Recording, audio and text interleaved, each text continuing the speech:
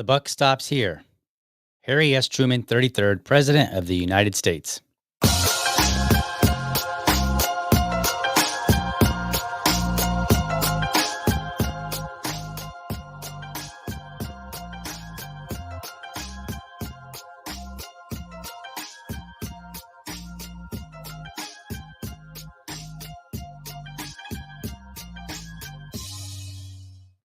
All right. Good morning. Welcome to another episode of the Liberty Dad podcast, a discussion on politics and culture. I'm your host, DL, America's most objective libertarian. If you're tuning in live, thank you so much for giving me your time so early.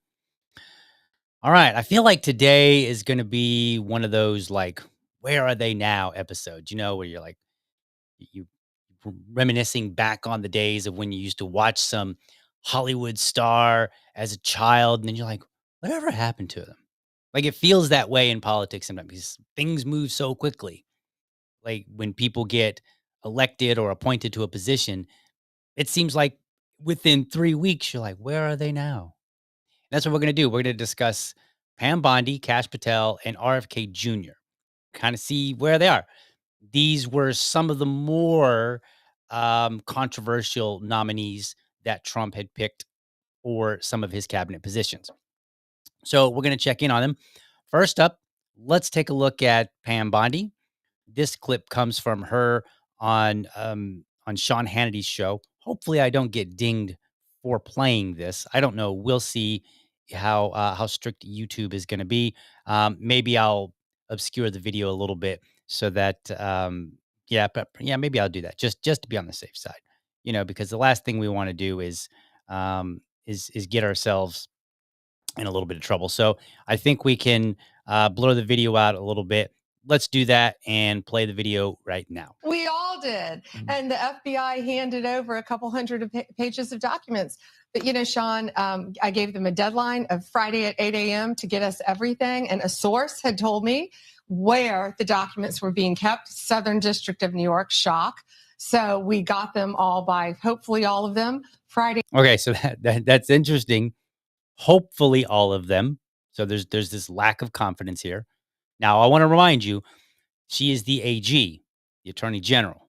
She is not the FBI Director. That would be Kash Patel. So I just want to point out that there's not one, but two people that seem to have this vested interest. Well, three, strictly speaking, because you have the president who nominated Pam Bondi, nominated Kash Patel. Both of their nominations went through. So now you have the president, you have his attorney general, and then you have the FBI director. All three of them, that's a lot of power, if you will, to say, we want some files. We're going to deliver this to the American people. And yet, there's still uncertainty whether or not she's received them all. Just point that out. All right, let's continue. This is a 3-minute clip here. At 8 a.m., thousands of pages of documents. I have the FBI going through them, and Kash is also, now that we have Kash here, it's a game changer, of course, and Kash is going to. Okay, so even she has said it's a game changer, right? Because Trump got the guy he wanted. He got the nominee he chose. And so she's pointing out, hey, it's a game changer.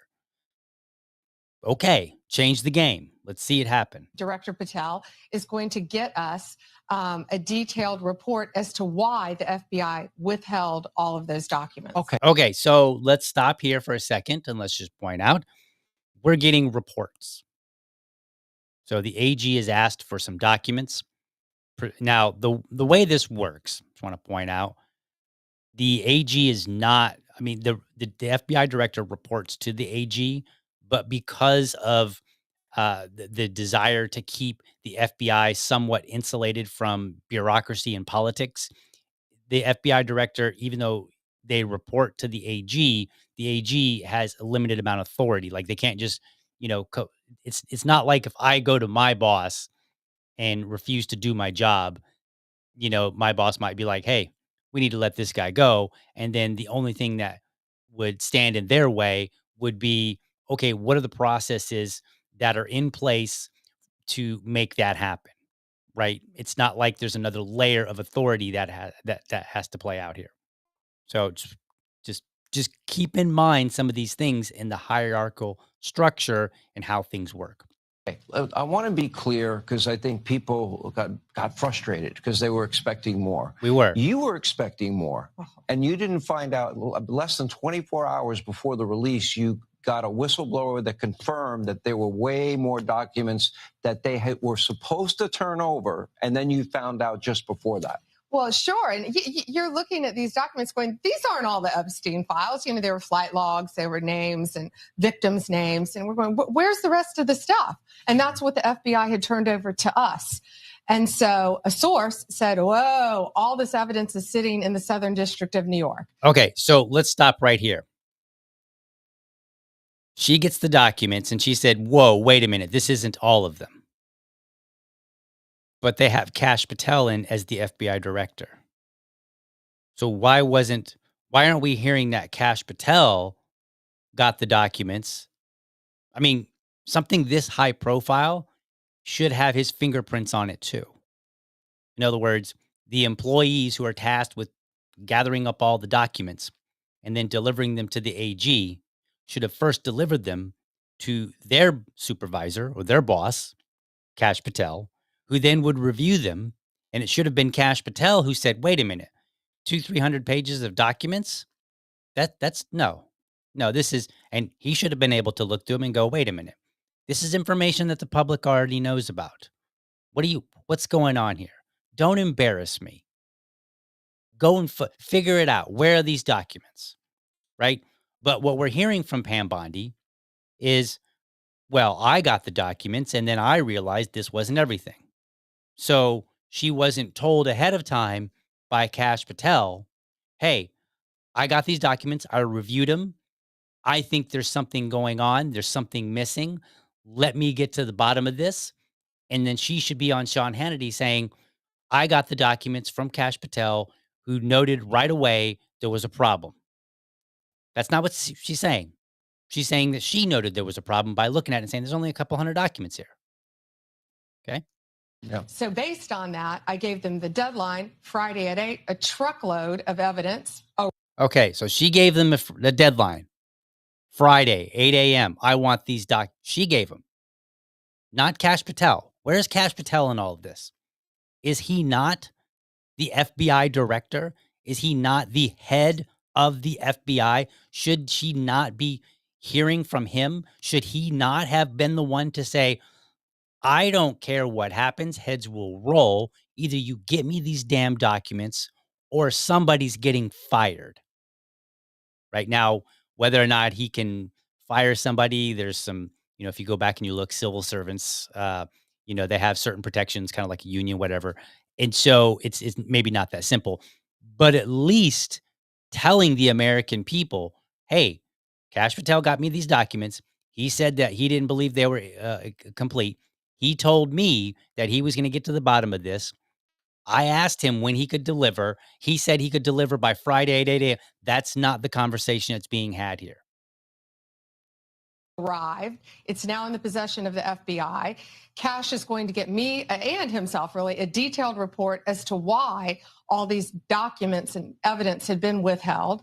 And, we're going to go through it as fast as we can, but go through it very cautiously to protect all the victims of Epstein, because there are a lot of victims. Well, okay, so there's 254 victims, which is a lot. But I feel like she's kind of couching herself. She's protecting herself here. Like, we're going to go through them and make sure that we don't release any information that would identify the victims, right? It's basically what she's saying. So it sounds to me like this is basically setting it up for, okay, I gave you 200 some documents, up front, but here's a few more. We can't release the rest because of all these, for reasons, as they would say on the internet. Identified in phase one over 254. Mm-hmm. Okay. Now, is that the only thing that would be redacted? Here or we go. Everything else be made public that you get in your possession? Yeah, the FBI hasn't had, obviously, they haven't looked at the thousands of pages of documents that they've just received Friday. Yeah. But Kash has. Okay. They haven't looked at it. They have thousands of documents, and nobody's looked at it. Nobody's reviewed. Really? Nobody? Because that doesn't seem to make sense. I mean, think about it. They have thousands of pages of documents. Somebody withheld them. Why did they withhold them? You're not going to withhold documents you've never seen, right? That wouldn't make sense. No reason to withhold them. If nobody's reviewed them, somebody has reviewed these documents. Somebody likely has organized them in some way. I do not believe that there are thousands of documents where nobody has reviewed them, but they're holding on to them because they just know they might be sensitive. It's not adding up. As a team going through them, and it's always about protecting the victim. But you know what? We believe in transparency, and America has the right to know. The Biden administration sat on these documents. No one did anything with them. And why were they sitting in the Southern District of New York? I want a full report on that.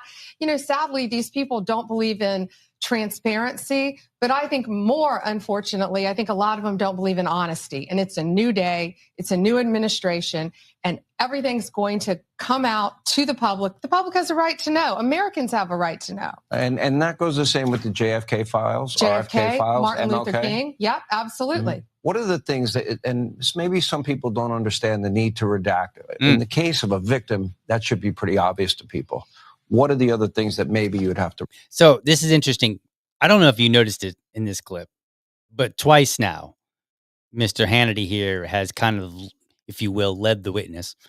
He has led Pam Bondi right into, he's opened the door wide open for, give me some reasons why certain things won't be released. And she didn't seem to answer in full, at least to his satisfaction the first time. So he asked her again. And then let's see what she says. Redact. Well, national security? No, of course. National okay. security, some grand jury information, which is always going to be confidential, but we'll see. Let's look through them as fast as we can, get it out to the American people, because the American people have a right to know, not only on that, but on Kennedy, on Martin Luther King, on all of these cases that the Biden administration has just sat on for all these years. So yeah, it's really, it's not sad. It's infuriating that these people thought that they could sit on this information, but they can't. It's a new day, and we believe in transparency, and it's going to come out. And when we redact things, Sean, what we're going to do is not just pull pages out like they used to do.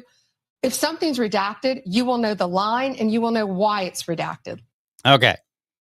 So they gave you the reasons why things may be redacted. If it's related to the grand jury, if it's related to national security, and if it's related to the victims. That sounds like much of everything that the Americans would want to know. Right? Because if it's related to the victims, you're not going to know which, you're not going to be able to tie and say, okay, I'm just going to make up a name. Fred Jones was on the island and he was presented with a gift from Jeffrey Epstein, who happened to be this person, right? And you're not going to get that information because you've got a victim that you have to be concerned about, which is respectable. I get that. But then you also have the actual name of the person, the time and day that they were there, who was with them, who knew about it. All of that could be grand jury information. If it's somebody outside of the U.S., well, that's related to national security. So I'm expecting that if we get any more documents, they're just going to be like pages and pages full of black lines. For example, like, yeah, you can't have this information. You can't have this because, it's either government loves their national security.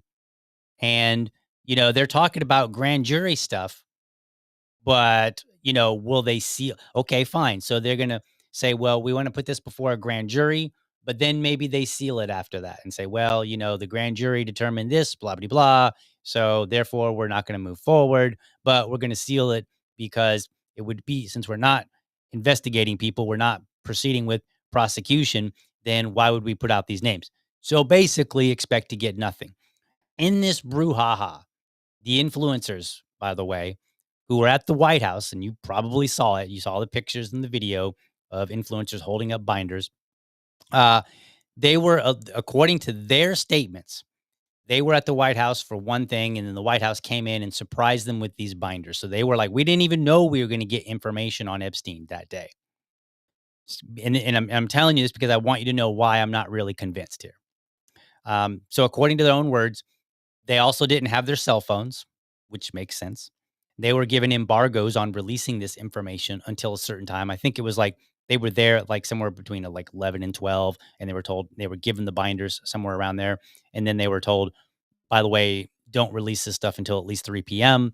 That's when we're going to put out the PDF file on the website or whatever, right? Like something along that line. So they were given an embargo, and that's fine. I get that. Like, hey, here's some information. Don't release it just yet. Cool. I got it. They were also told at the time that the information was incomplete and effectively nothing new. So let me ask you this. If influencers were surprised and AG Bond, then wouldn't it make sense that AG Bondi could have simply chosen to not give them the binders? But she chose to. She could have delayed it. She could have come out and had a press conference and said, today, here is a binder that I was planning on giving, these people that were at the White House. And I can't do that because people at the FBI withheld information. Now, do I think that people withheld information? Probably. When you look up and you do a little research on Southern District, New York, they tend to have their own reputation sometimes for being a bit of stonewalling other government agencies. So this is not out of the ordinary for that particular location. But they could have done this any other way. But instead, they handed out binders, knowing that the information was incomplete. Speaking of binders, let me show you a picture here. I'm going to show you something because I found this kind of interesting. So on this picture here, and you may or may not be able to read it, but if you were to zoom in, the binder that, and this is the guy that goes by DC Drano on social media. I can't remember his actual name, but he's holding up a binder and it says the Epstein Files Phase 1. Okay, so wait a minute. You surprised influencers with incomplete information that wasn't really new, and you call that phase 1.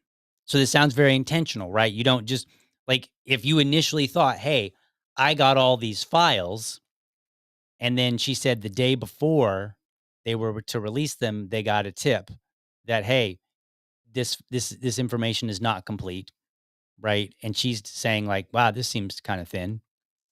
But yet they spent time putting together binders, which says phase 1. So what were the other phases intended to be? Like, this doesn't really make sense. The story's not passing the smell test. Now, again, in fairness, I want to reiterate, the AG does have a limited authority over the FBI. The director reports to the AG, but the agency is designed to be independent to shield it from political pressure. So that makes sense. So, this is not as simple as just the AG making demands. But regardless, it should be expected that the leaders understand what they are walking into and have a plan to deal with it. Because we are talking the president, then we have the AG, then we have Director Patel. All three of them, or the two nominees who were appointed, they were Trump's first choice. Now, I've seen some defenders say, claim like, oh, well, Bondi and Patel they didn't know how deep the corruption was. Balderdash. Really? Trump was elected on the basis of dealing with the deep state, the bureaucratic state, the corruption, if you will. And those of us who were skeptical that Trump in his second term would be different than Trump in his first term were explicitly told, harassed in some ways, that he would be different and that it was understood he would be different based on who he was selecting for positions and other associations, such as Elon Musk, and Vivek Ramaswamy. So the idea that they didn't understand the level of corruption that argument doesn't make sense either. That's just that's just pretending that things, that's just ignoring the reality on the ground. That's all it is. Something isn't adding up here. Now, speaking of nominees, talked about Pam Bondi, who I'm not impressed with yet. I get it. She sent out strongly worded letters. She got on Fox News and she said, hey, I gave them a deadline, even though what is she going to do if they don't meet the deadline? She can't fire anybody. So I don't know what she plans to do. But okay, let's talk about Kash Patel. Remember this video from back last November? See if we can pull that video up here real quick. And this one we don't have to blur out. The FBI's footprint has gotten so freaking big, and the biggest problem the FBI has come out of its intel shops. I'd break that component out of it. I'd shut down the FBI Hoover building on day one and reopening the next day as a museum of the deep state. And I'd take the 7,000 employees that work in that building and send them across America to chase down criminals. Go be cops. You're cops. Go be cops. Go chase down murderers and drug dealers and violent offenders. What do you need 7,000 people there for? Same thing with DOJ. What are all these people doing here? Looking for their next government promotion, looking for their next fancy government title, looking for their parachute out of government. So while you're bringing in the right people, you also have to shrink government. All right. I agree. I agree with everything that he said. 100%. But let's take a look. So this report comes from CNN. Where's my Where are you? Why is it not cooperating? Oh, over here. Give me a second. I didn't have something quite ready, but there we go. All right. So here we are. Inside Patel's first week, internal upheaval at the FBI, some of his own making. Make sure everything's on the screen. Yeah, we're good. All right. So this is an article from CNN. Let's read a couple of highlights here. So he was sworn in on February 21st. And so this is talking about, hey, what's going on already?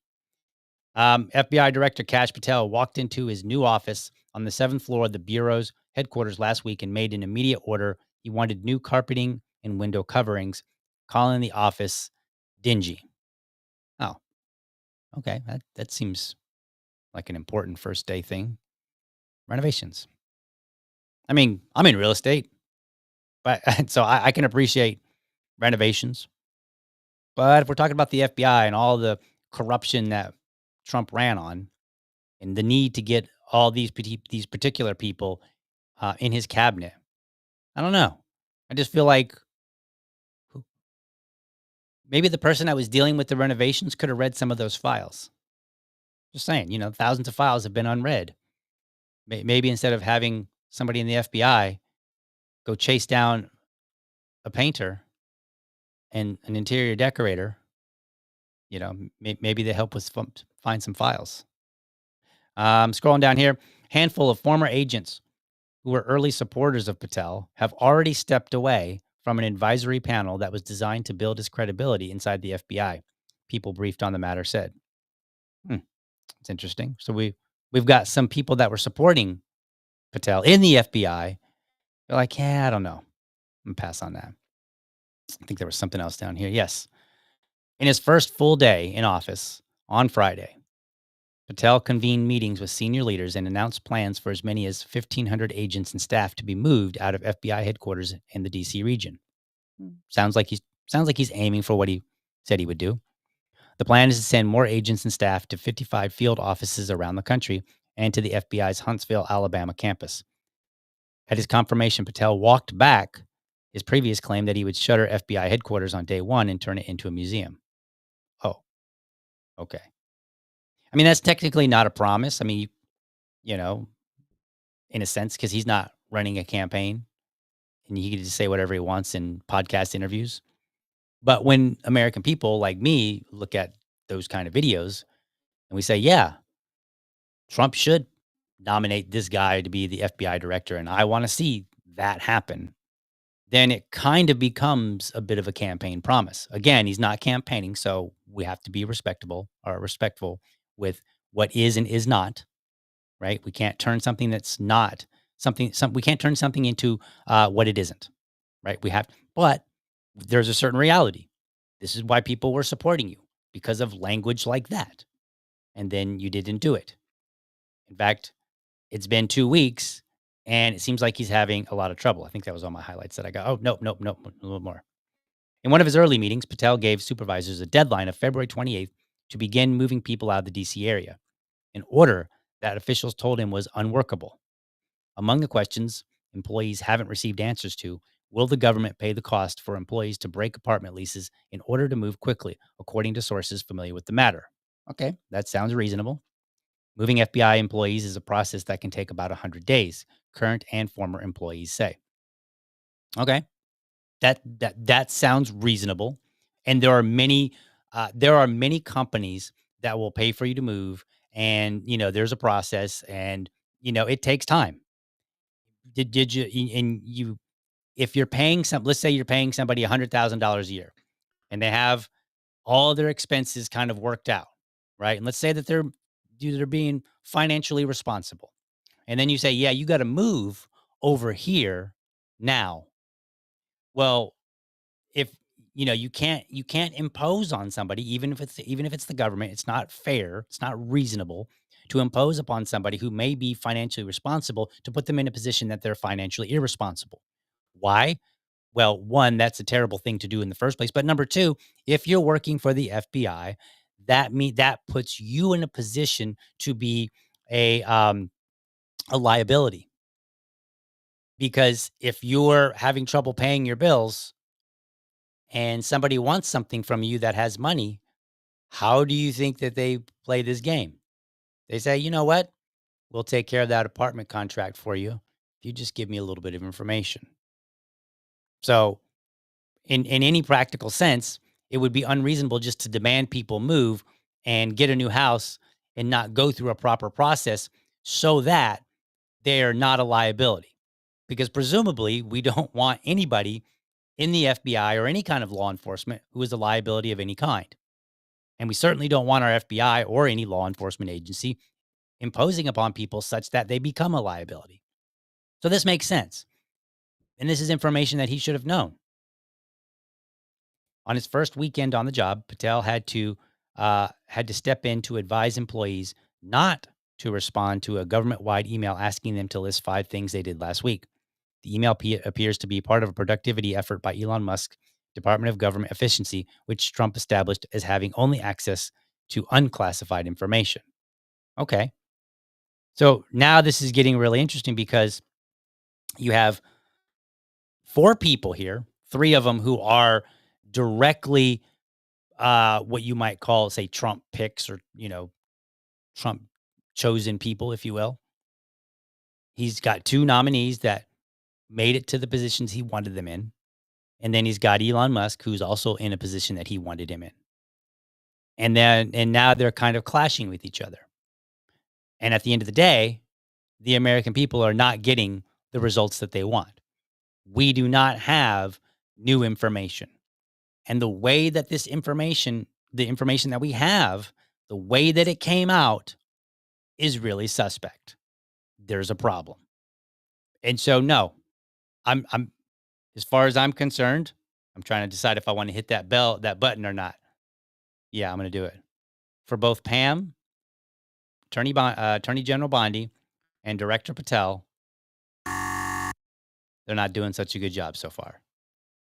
And you might say, well, DL, you're just Monday morning quarterbacking. And I would autistically tell you it's Tuesday.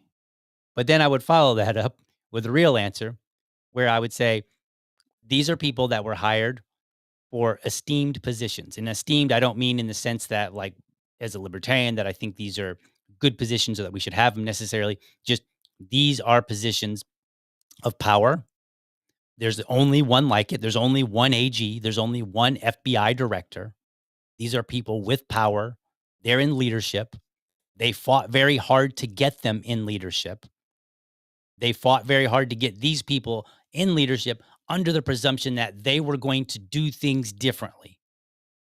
And yet we see the same fumbling, and that's putting it generously, the same fumbling that we have before. And while I cannot prove that they are lying, we are seeing what appears to be a story that doesn't really add up. So if it comes out later, like more information comes out later that we can say, yeah, you totally lied during that interview, then we can come back to me and say DL was right. But what I don't expect you're going to see is where they're going to come back and say, see, this is how the story played out correctly.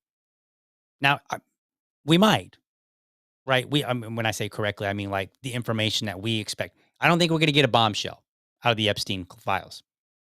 I think they're going to release a little bit more information, and the explanation will be, well, we wanted to give you more, and there's much more, but national security, grand jury, victims. I think that's what they're going to do. And all the information that Americans might want to see are going to be hidden under those three areas. We're not going to see them. And then if there is a grand jury convened, I suspect that what we'll see is that they'll determine that there's not enough information to move forward, and that they will seal any of that information on the grounds that since they're not moving forward, it would be unfair to publicize the information. That's what I expect to happen. If they want to prove me wrong, go right ahead. I have no problem getting on the air and saying I made a speculation and I was entirely wrong. I'll do it, because at the end of the day, people should be punished for what happened with the Epstein case. And so far, we've seen exactly one person get punished, despite the fact there was we know there's 254 victims. Not a single one of the perpetrators who made them a victim has been punished, other than I don't know if I'll say her name, like Ghislaine Maxwell, the woman, the woman pimp, right? Ghislaine, whatever. I'll go look it up later. But that person has been. But okay, but what about the people that actually did all the dirty deeds? Those people haven't been held accountable. I guess you could say two people. Jeffrey Epstein sort of was held accountable. I think he wasn't really held accountable so much as he was a liability, and then that liability disappeared magically, weirdly, just odd circumstances. All right, let's get to some comments here, and then we're going to take an intermission. We'll come back and we're going to talk about RFK Jr. We're going to see maybe he's doing better. We'll see. So let's get our cool music going here. There we go. Some cool music. All right, let's see what we got here. So Joe says Libertarian Party member RFK Jr. using government to ban what we eat. Most libertarian health secretary ever. Yeah, I'm not a big fan of the ban. And I said this the other day. I think I said it yesterday, maybe the day before. I said this on social media. I said, if you support banning high fructose corn syrup, because that's the particular thing we're talking about right now, but if you support banning that, then you are no friend of liberty or to health.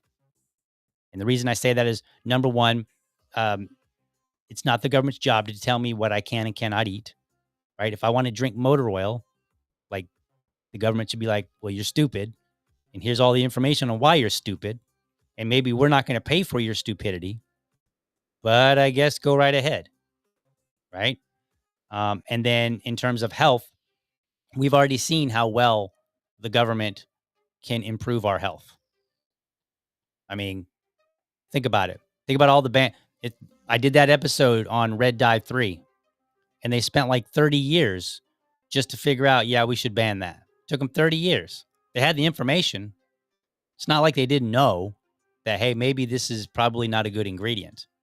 And technically, they didn't ban it. What they technically did is the FDA will say this ingredient is approved for food purposes. This ingredient is approved for cosmetics. So they just withdrew the approval. So it technically wasn't banned in the sense like, hey, you can't use this or you will get in trouble. It's just like, it's not approved. So it's one of those weird technicalities. But it took them 30 years to do that. Let's see what else we got here. Joe also says, better not play the clip of Bondi and Trump talking in favor of anti-2A policy from the free state of Florida. No, they did. They did. And that's not relevant to this particular episode. But yes, they have both expressed on more than one occasion support for red flag laws. I believe that's what they were talking about at the time. Let's see what else. This is interesting. I have TDS, Trump devotion syndrome. That's funny. A lot of people seem to. Let's see. My VA lady, the producer of the show here, every time you mention your Rumble account, you get a few more followers to get to that threshold for the creator program. We're also super close to getting the minimum to get monetized on YouTube. Yeah, there it is. So I just want to point out that I have a Rumble channel that you should go to. You should go to rumble.libertydad.com. And then you should make sure that you follow my channel, get it to 100. Follow the Liberty Dad channel so I can get to 100 followers, and then I can sign up for the creator program. Because then I can get paid. Money, money, money. Right? And then that money can go toward improving the show. Let's see. What else we got?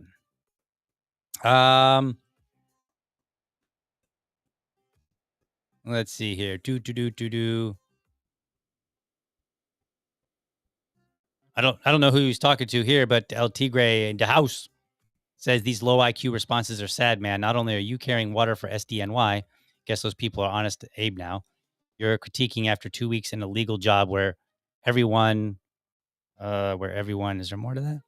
Where everyone getting fired is also suing. So would you like them to be fired, then rehired by the courts? I'm confused. I'm not sure. I don't know how I'm necessarily carrying. I think it's directed toward me, and I'm going to assume it is. I'm not carrying water for South District NY. All I said was like, they have a reputation that precedes them.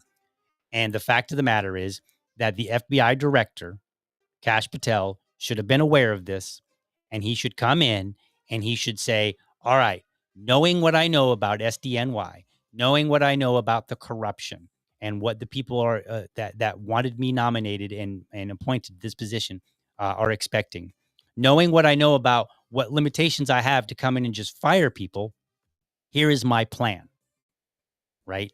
And then he should have had a better plan. We should not be hearing today that Pam Bondi is like, oh yeah, they just didn't deliver this. Nah, we're gonna get a report why. No, you shouldn't be getting a report why, because you should have already planned for that. You should have said, hey, look, there's gonna be people that are gonna stonewall us. And we have a plan for that. We're prepared for it. Because if not, what the heck is all the talk about? Oh, corruption, deep state, bureaucratic state. It means nothing if you walk in and you get stymied on the first major task that you try to accomplish. We should be seeing a huge fight. That would convince me. If we started seeing news reports about how people got fired, but then had to go to the courts and, we're fighting it out. And Pam Bondi is like, and Kash Patel were like, look, we're trying to get to the bottom of this. And these people are using every legal advantage to fight us. But here we're fighting back and we're going to use every resource we can to get the information. If we saw an actual fight that we could tangibly acknowledge, then yeah, I'd be like, yeah, I guess they are ready for that fight. And you know what? Maybe it will take some time to work it out. But the way that it's happening right now, I'm not convinced. I don't believe either one of them. I think either they were incompetent and they didn't realize, they really weren't prepared for the job, which is kind of weird because we're talking about, a minority and we're talking about a minority, like maybe they were just DEI hires. I don't know. Right. Trump could be like, look, I hired an Indian and I hired a woman. Look at me. I'm not woke, or I am woke, or whatever. So either they were incompetent or they just weren't the right people for the job. But so far, I'm not impressed. Let's see here. Let's see what else we got. Man, there's a lot. There's a lot of comments in here. Okay, so I'm trying. Like, it looks like there's an ongoing kind of conversation here. So let's see. We're all good. We're all good. I understand you guys get a little bit ornery in the chats. So where are we at? My VA, watch your language. It's a family show. We try to keep it family. But I get it. Sometimes things happen. We're not going to be too rigid here. But yeah, for me, the way I look at it, either they were right for the job, and we're seeing the truth in the fact that they are fighting against corruption, or we're just going to see them make excuses. Right now, I see those two as making excuses because they are leaders. They are the leaders of these organizations. they can do better. All right, let's go to intermission, and then we'll be back, and we will talk about RFK. We'll see if he's doing any better. Hey, Liberty fam, do me a favor. If you enjoy the show, be sure to hit the like and subscribe button to my channel. And for the really serious folks out there, I want you to hit that bell so that you never miss an episode. By the way, if you want to support the show, head over to libertydad.locals.com and sign up. For $5, you can be part of this show. There, I'll engage supporters of the show. We'll discuss topics that you want me to talk about, response videos that you would like to see, or anything related to the show. And I'll even have a monthly subscribers only episode. By the way, I'm always looking for dads to join me for Dad Talk. That's my series where I invite everyday dads on to talk about what's important to them in the context of being a dad. No argument, no debate, and dads choose the topic. It's my way of raising dad voices. If you're a dad or you know a dad who has something to say, let's get connected. Episodes air live on Friday mornings or Friday evenings, whichever works best for dads. All right, let's get back to the show. All right. So RFK Jr. might have been the most contentious nominee that Trump picked. So let's look at two issues because I like pushing the boundaries here. I like pushing the line, pushing the boundaries. So we're going to talk about measles. And then after that, we're going to talk about anti-Semitism. Because, why not talk about two highly contentious issues? So let's take a look. So RFK Jr. is taking some heat over an article that was published, looks like it was published over on Fox News, where he's addressing the current outbreak of measles in Texas. So let me bring that up here, and then we'll go through that, and we'll kind of see what we can ascertain from this. So our Robert F. Kennedy Jr. measles outbreak is a call to action for all of us. MMR vaccine is crucial to avoiding potentially deadly disease. So it's already puts him on rocky footing, because I saw a lot of people, they were angry, like, whoa, wait a minute, what? Why are you promoting MMR? So let's go ahead and read what he had to say, because this is not a report from like a news organization. This is RFK Jr. writing his own opinion. So he has published something. This is his own words. So he says, as the Secretary of the U.S. Department of Health and Human Services, I am deeply concerned about the recent measles outbreak. Now, look, here's the deal. Regardless of what you think about measles or vaccines, the current rise does require some response by our newly confirmed HHS secretary. It's reasonable. It's reasonable to say, like, hey, there's a concern here. Let's address it. Okay. And I'll show in a moment that, we'll get to that in a second. So the situation has escalated rapidly with the Texas Department of State Health Human Services, Texas Department of State Health Services reporting 146 confirmed cases since late January 2025, primarily in the South Plains region. Tragically, this outbreak has claimed the life of a school-aged child, the first measles. That's going to get quoted. The first measles-related fatality in the United States in over a decade. All right. And it's true. Like, we have not had a fatality in quite some time, and fatalities have been low for a very long time. Measles is a highly contagious respiratory illness with certain health risks, especially to unvaccinated individuals. This is where he starts getting in trouble. The virus spreads through direct contact with infectious droplets with an infected person when an infected person breathes, coughs, or sneezes. Early symptoms include high fever, cough, runny nose, red watery eyes, followed by characteristic body rash. Most cases are mild, but rare complications can be severe, including pneumonia, blindness, and encephalitis. Prior to the introduction of the vaccine in the 1960s, virtually every child in the United States contracted measles.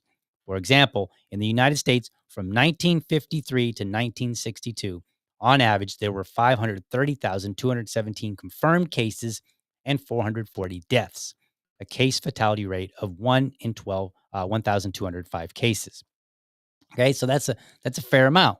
Nobody wants to see 440 children die of anything, right? Nobody wants to see one child die.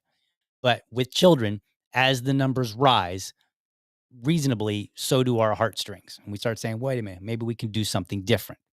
Okay. The current Texas outbreak has predominantly affected children, with 116 of the 146 cases occurring in individuals under 18 years of age. The DSHS reports that 79 of the confirmed cases involved individuals who had not received the measles, mumps, and rubella MMR vaccine, while 62 cases had unknown vaccine status. At least 5 had received an MMR vaccine. So we're looking at very low. And I believe if you look up the data and there's the herd immunity, it's like a really high percentage, and that's the percentage of people that need to be vaccinated in order for the herd to have immunity. So it looks like there was no such herd immunity whatsoever, right? In other words, far, far too few people, children, were vaccinated to prevent the outbreak. So then we move on.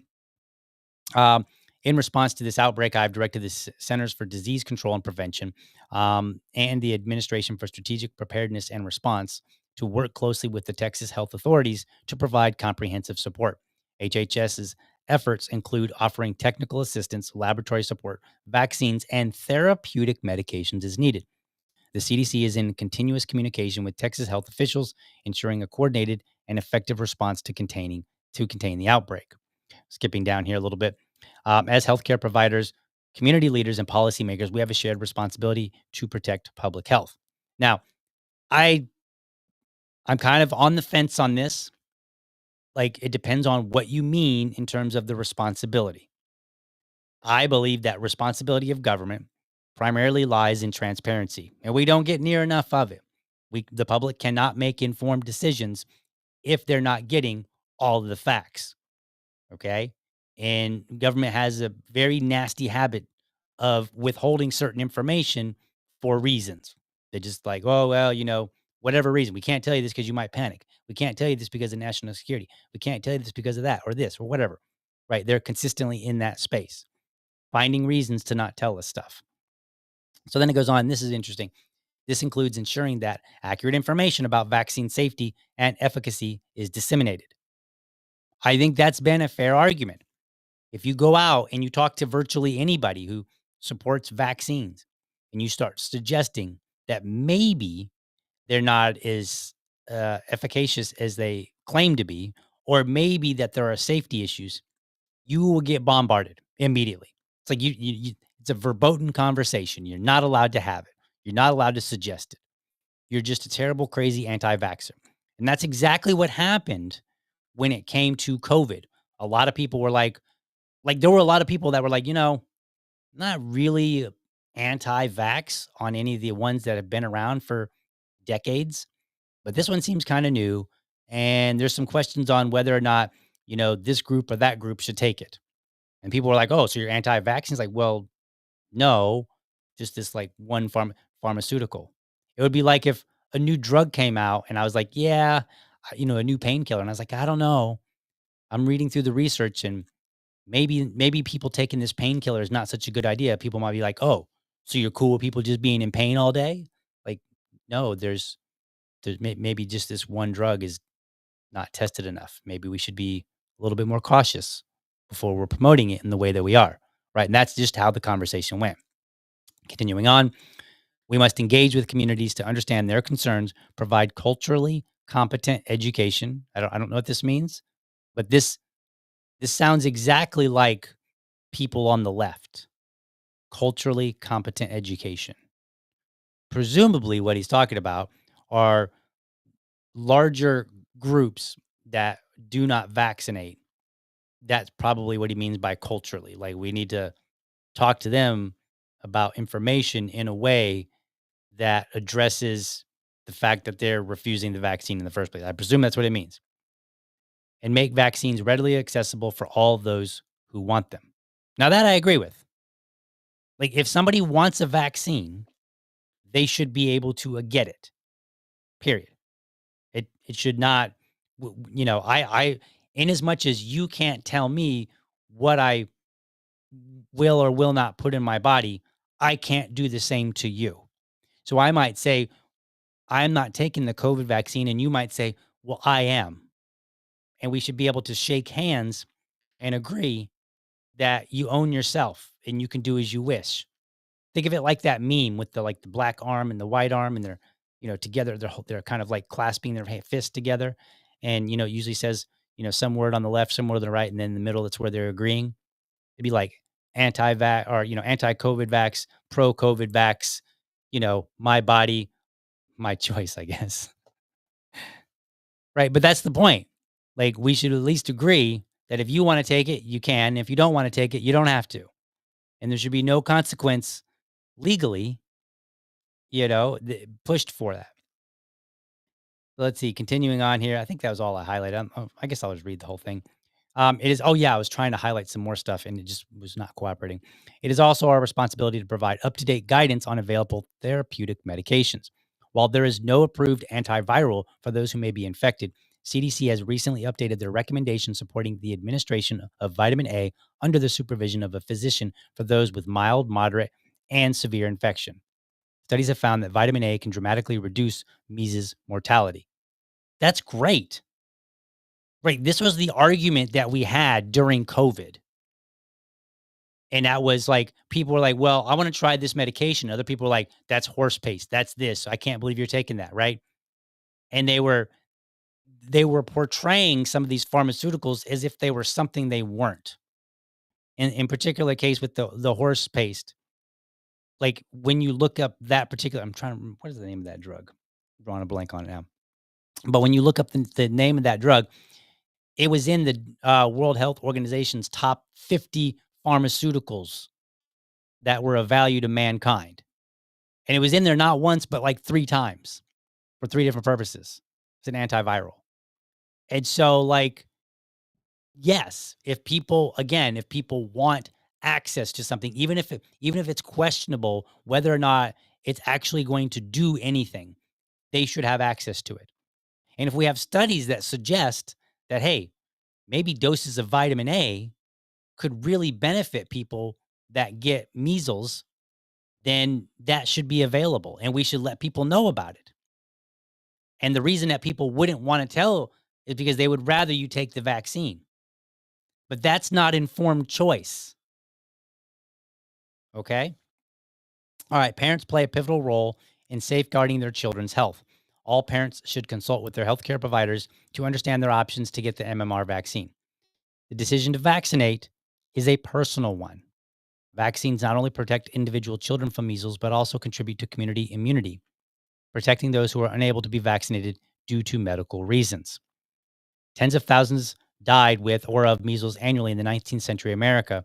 By 1960, before the vaccine's introduction, improvements in sanitation and nutrition had eliminated 98% of measles deaths. Good nutrition remains a best defense against most chronic and infectious illnesses. Vitamins A, C, and D, and foods rich in vitamins B12, C, and E should be part of a balanced diet. Now, this is great, and this is what I wanted to get to, because I got some charts I want to show you. I'm not going to read the rest. It's in the show, the show notes. You can go read the rest of it. But I think this is interesting. Improvements in sanitation and nutrition eliminated 98% of measles deaths. That's not information that the pro-vax crowd talks about much now, is it? They don't, like, do they say, oh, you don't want to vaccinate your child with MMR? Make sure that you're giving them a healthy diet, and here are some vitamins, that you can take in this way. Maybe, if they do get the measles, then make sure you get to your doctor straight away, and you tell them that you need some vitamin A injections, which I presume is a thing, right? Like, that's not the conversation that they're having. They're having, how dare you? You're a terrible person. You should vaccinate your child. Okay. So we're not being told all of the information. Now, let me show you some images here, because I think this is kind of interesting, because I did a little bit of research. So here's this image right here. And this is what the pro-vax crowd would tend to show you. And you can see here where it goes from about 1940 to just after 2020. And we can see where the blue line here trends downward sharply in certain areas. And then they point out, like, on the timeline, all-time high in cases, the first vaccine is approved, CDC recommends second MMR dose, so on and so forth, right? And they've got all these different MMR autism myths started way down here at the bottom, right? So, this is very pro-vax, but it's missing something, and we're going to see what it's missing here in just a moment. But this is what it would look like. And it starts in like just before 1950, which is interesting because measles was around a long time before 1950. So now let me take a look at this second chart here. which is very similar. So here's this one. All right. So this is reported measles case in the United States, 1950, again, 1950 area to 2011. And they're basically doing the same thing. Here's when the measles, inactivated measles vaccine, 1963, we can start seeing the cases drop, continually drop. And now, now it's like almost flatlined, right? And so this is the argument from the pro-vax crowd. Like, you've got to vaccinate your children because look at all these cases. But remember, cases and deaths are not the same. They are different. And this is information that the public should know. So then we go to this image here. So this image shows the rate of measles cases and deaths in the United States, 1919 to 2024. So it's very interesting. We can see that in 1940, we start seeing a drop. The red line is the death rate. We start seeing the drop in 1940. We don't really see the drop in the case rate until like roughly around 1963, just after 1960. But the death rate had already started to drop. So this kind of supports what RFK Jr. was saying, that sanitation really went a long way toward reducing measles deaths. Now, a lot of people would argue and say, yeah, but what about the complications from measles? But that too, I don't have an unfortunate chart for that. And people love to use like the same picture from like 30 years ago. When it, like, I've seen social media influencers, they're like, oh, look at the measles outbreak. This is what you get from so-and-so, blah, blah, blah. And they'll show a picture of like some kid from like 30 years ago. Like, that's very dishonest. We're not having an honest conversation here. So from my read of what RFK Jr. was saying, he was like, look, I'm concerned about this. He should be. That's part of his job. Like, he shouldn't be like, it's no big deal. Because then why be in the role? So I'm comfortable with him saying, hey, I'm concerned about this. And, I'm using the agencies that I have control over to work with Texas and to provide them support. But right now, with what we have, that's his job. Yes, he should be doing that. Then we look and we say, okay, let's talk about measles. What's going on? What kind of things can people do? Is vaccination the only path for preventing measles infection or for preventing death or serious harm? And it appears the answer is no. Now let's look at my last chart here. Let's see here. Let's get that one up. All right, here's my last chart. Now this one's more of a anti-vax chart. So this is going to be one that the anti-vaxxers are going to present. Why is it not showing the whole thing? Is it not showing the whole thing over you guys? Why? What do we got here? Let me see if I can't resolve that. I thought it was, that's kind of weird. Let me move this a little bit here. I somehow cut off the top. There we go. Let me fix that. I don't know what happened there. Fixing it live. We're gonna do it live. Remember that what was his name? Can't think of his name at the moment. Anyway, there it is. Bill O'Reilly. He had that video when he was on. It was before he was on Fox News. Is like when he had hair and stuff like that, and he was a lot younger. And there was like a video clip of him getting angry about something, and he was trying to read the teleprompter, and it didn't make sense. He's like, "Doesn't make sense." He's like, "F it, we'll do it live. We'll do it live." And then people like made a video out of it. I'm gonna go dig that video up. We'll play it one of these days. Anyway, so this is definitely an anti-vax chart, and it's showing a comparison between from 1900 to 2000, and it's showing the difference in the mortality, the death rate, and the case rate. And we can see again that the case rate held steady until we got to the time of the vaccine, whereas the death rate started dropping dramatically. This is information the public should know, because what caused the death rate to go lower, to drop dramatically? We're not even talking about like a minor drop. It's a significant drop. What caused it to drop before we even got a vaccine? How important is that, whatever that is? And in this case, it would be sanitation. And this is important because if we're going to have conversations about these things, we need to have honest conversations. And the truth of the matter is, in this particular case, by the way, Ivermectin was the name of the drug that I couldn't remember earlier. Thank you, my VA lady. Sanitation played a key role in the United States when it came to public health improvement. And if you look into the research, you're going to find that even things like the birth related deaths, that reduced dramatically simply by washing hands.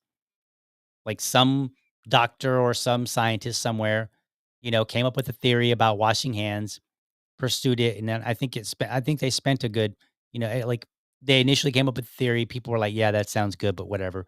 And then eventually somebody else confirmed it, and then it became a thing. And then when we started seeing hand washing becoming more of a thing, more consistent, we started seeing a dramatic drop in deaths and disease because sanitation is important. And if you look at some of these countries, like Africa, which is not a country, but it's a continent. If you look at the countries in Africa, then you'll find that sanitation is a huge problem and one of the reasons why disease is so rife there and other third world countries. So the conversation that we should be having is whether or not vaccines, or we should be looking at specific vaccines and saying, do we need this one? There may be cases where sanitation simply won't cut it. And there may be other cases where we can say, you know what? Maybe we really don't need this one. But we're not having that conversation because people are playing fast and loose with information. And this is not a new thing, right? Like if you skip over briefly for a moment to the trans issue, there was that report, you might have seen the news reports, where there was a study done that showed, what did it show? It showed that I think it was not favorable to the trans community. There was some medical study. I'm drawing a blank on the exact details, but they withheld the information. The scientists did. They said, well, we withheld it because we didn't want it to be weaponized. Like all of this is being weaponized. So the least we can do is at least put it all out there and let people work with it and figure it out. Because if people are withholding information or they're not sharing it because they don't want somebody else to go to, like somebody might say, well, let's not share the vitamin A that goes toward reducing measles deaths because that might convince people to stop taking stop vaccinating their children for MMR. Okay, maybe the mumps and rubella, maybe those particular vaccines, maybe they're still necessary. We haven't talked about those. We're just talking about the measles. Maybe we can get away with the measles. Now, I want you to check out this next clip. You've probably seen it, and the super pro-vax people get very angry every time someone plays it. So I'm going to play it and make them angry yet again. All right. It'll play in a second here. It's weird. Hi. Peter. What are you doing home from school? They sent me home. Measles. It's either measles or a strange case of red freckles. You have got a temperature. They told me 101.1. What's the record? Never mind. Oh, are you sure it's the measles? Well, he certainly got all the symptoms. A slight temperature, a lot of dots, and a great big smile. A great big smile. No school for a few days. Say hello to my dotted son for me. Tell him I'll bring him some comic books and I'll see you later, dear. Okay, honey, bye. Boy, this is the life, isn't it? Yeah. If you have to get sick, sure can't beat the measles. That's right. No medicine. Inside or out? Like shots, I mean. Don't even mention shots. Yeah. Measles, measles, measles. Well, all the kids have now had the measles. So have I. Well, I had them years ago. Looks like the Bradys are finished with the measles. Hold it.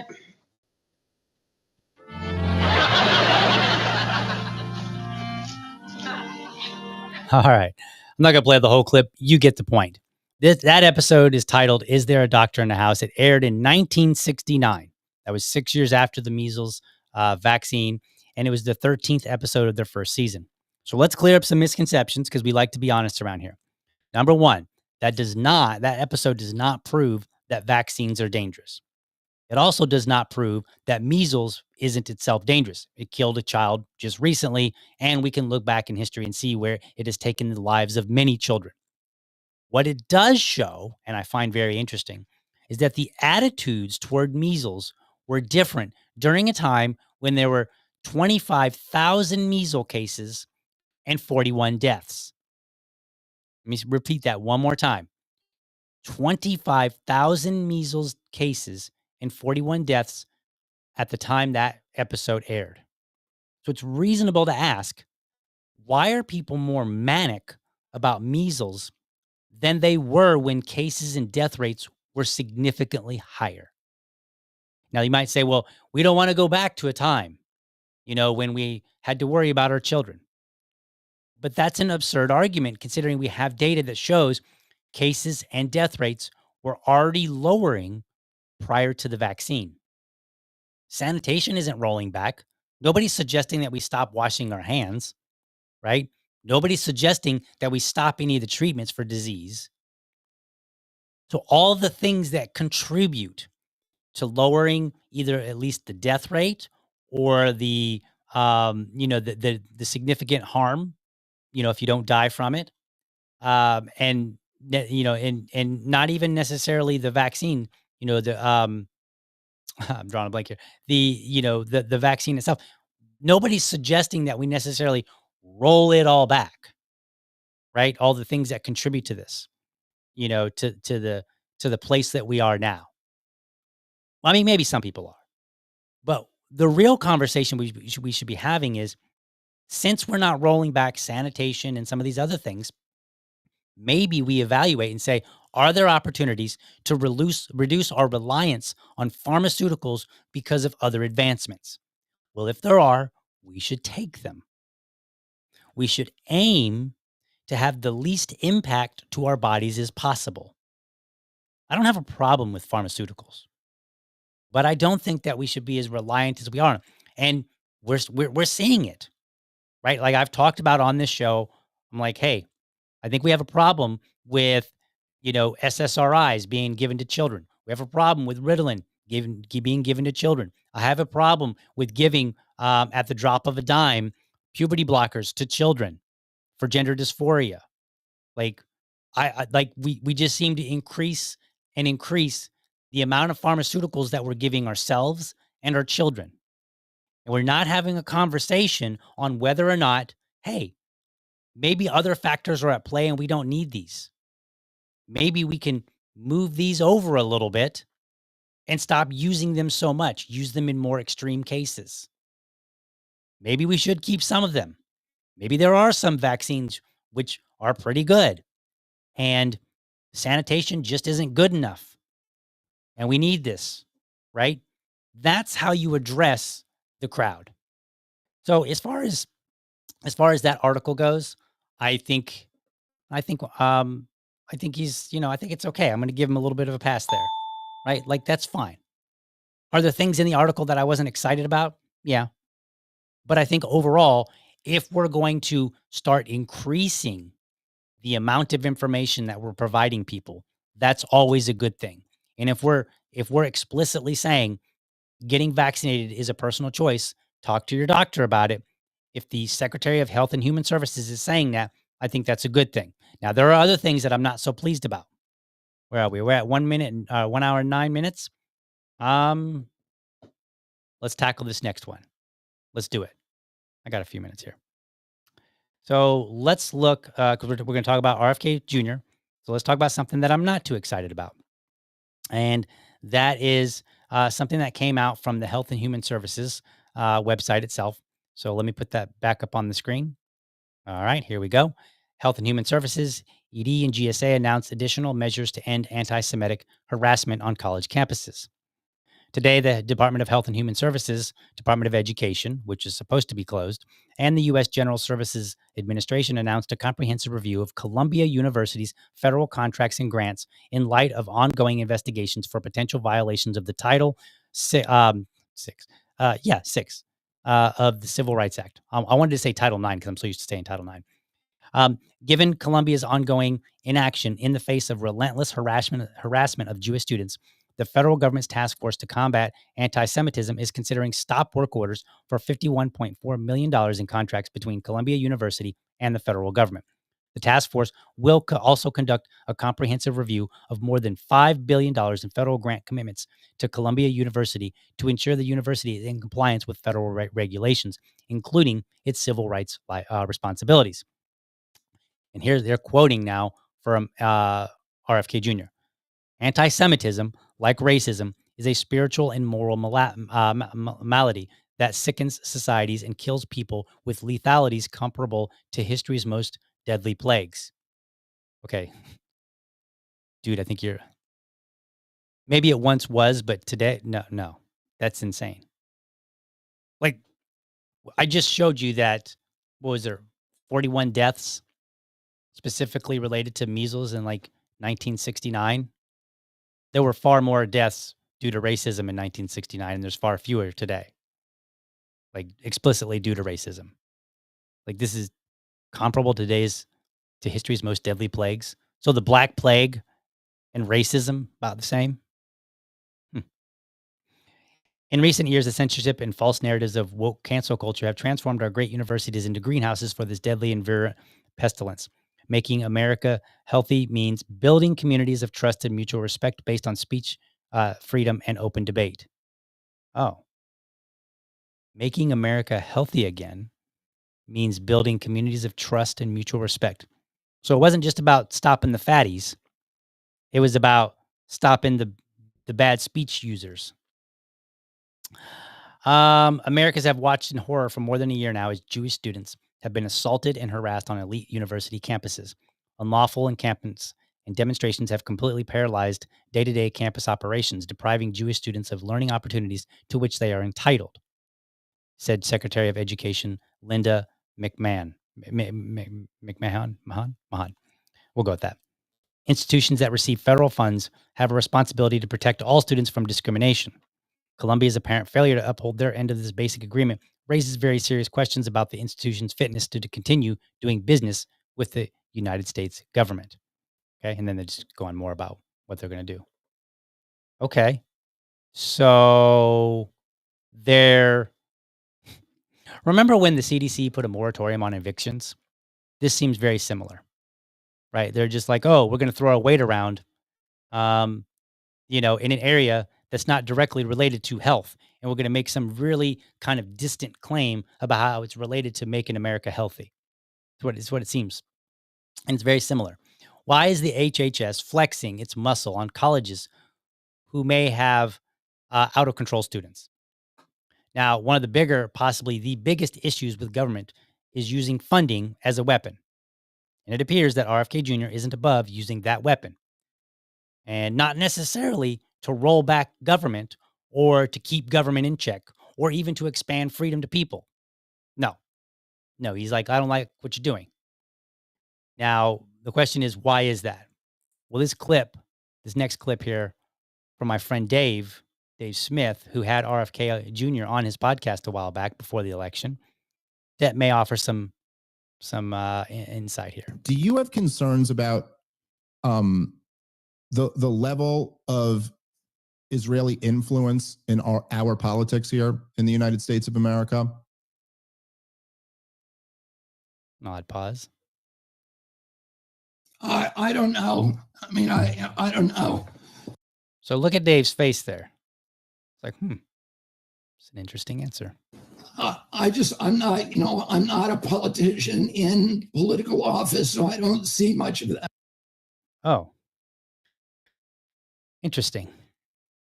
So look, protecting Jewish students from violence is a no-brainer, but we have laws against that already.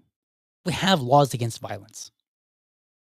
And if the states need to improve their laws to protect anybody, then there would be an argument for imposing that upon them, imposing some sort of federal influence on them to get their act together. So in that sense, it would make sense. However, many states and cities have already introduced laws and resolutions regarding anti-Semitism. So this has already went around. In other words, it would appear that this is not an issue of a lack of laws or a lack of applying the law. After all, if you look at that memo and you read it, it addresses funding. It says like, hey, look, you're not following these federal rules for civil rights, so we're going to take away your funding. Now, many on the right have rightfully pointed out that the extreme demands of the quote-unquote woke crowd, which RFK Jr. mentions, in their efforts to try to insulate minority students from criticism or providing them advantage over other students. So if this is not an issue of applying the law to protect students from physical harm, then why isn't the same woke crowd, why aren't they screaming about this and saying, whoa, wait a minute. That's the same woke nonsense that we fought to get rid of. Now you're applying it to your team. And keep in mind, the threat of funding, it's not pulling funding or the contracts, if you will, on the basis of separating where taxpayer money should and should not go in the first place. It's a demand that colleges behave in a particular manner. It's a demand that they do certain things to deal with a problem that doesn't appear to be a problem that should be dealt with by the law. Because again, if a Jewish student is being assaulted or threatened, we have laws for that, and we should use them. And every state has a law. Like, you cannot initiate violence on somebody. That's not even limited to college campuses. So either they're not following the law, or in some weird sense, the law would be incomplete. But when was the last time we thought the law was incomplete? Like, never. Perhaps the clip from Dave tells us a lot about what we need to know. Perhaps our ally has more influence than it should. Perhaps we should get what people voted for, which was a separation of all this spending. Why isn't Doge pointing this out and saying, yo, you're giving all this money to Columbia and all these other colleges? You shouldn't be giving that money to them in the first place. Let them figure out how to run their college on the basis of tuition that students pay for. And if they're not protecting any students, then deal with it legally, right? And say, hey, look, you're like, let's assume that maybe some Jewish students were being assaulted on campus. Then if Columbia is turning their head, which I seriously doubt, but if they're turning their head, then they should be punished.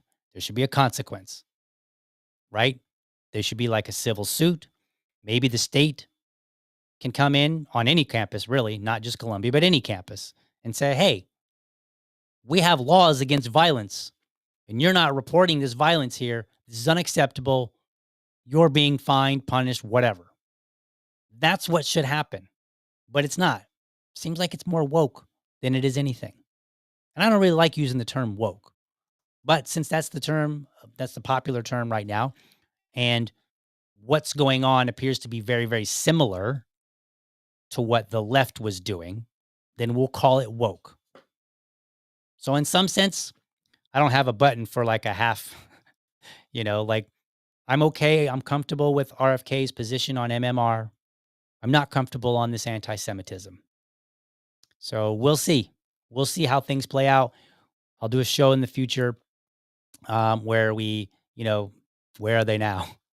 Let's get to some comments here, and then we'll get the heck out of here. All right, let's see what we got here.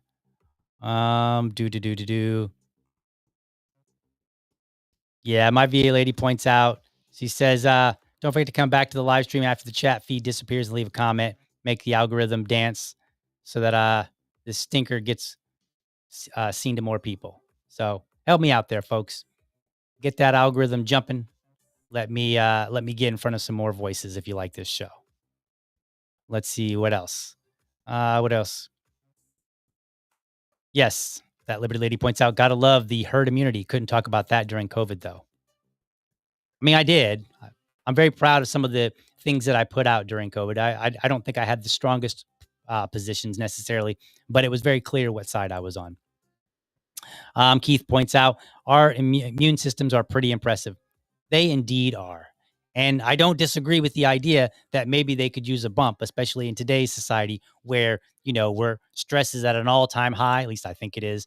We've got demanding lives, in certain ways, and we're not as active. So our bodies aren't, back in the day when you had to worry about a lion chasing you, you were probably more active. So the cortisol spike that you got from the scary lion might have been dealt with by the fact that you were physically active. We're not nearly as physically active now, but we're still getting stress.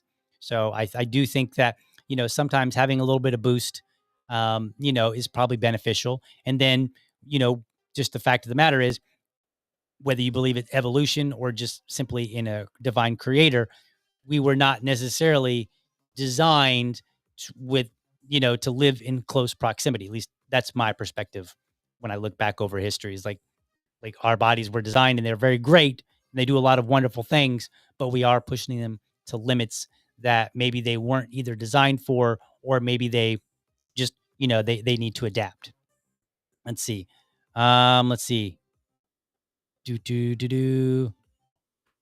Joe says, I bet DL will say reefer has never killed anybody. Pretty sure it hasn't. Let's see. I think that's it. All right, folks. The Brady Bunch. I know. I'm sorry. I'm sorry. All right, folks. That's all we got for today. Let's get the heck out of here, and I will see you guys tomorrow. So have a good one. Thank you for watching, and I hope you found this episode informative and inspiring. Be sure to catch me Monday through Friday, 7:30 a.m. for an informed discussion on politics and culture. Make sure that you're subscribed to my YouTube channel, or if you prefer my Rumble channel, you can go to youtube.libertydad.com, or you can go to rumble.libertydad.com. While you are there, let me know how I'm doing by leaving me a comment. You can also become part of the community by heading over to libertydad.locals.com. Remember, if you're a champion of liberty, your business is people and your product is liberty. I want you to have a great week. Catch you next time. But for now, I'm out.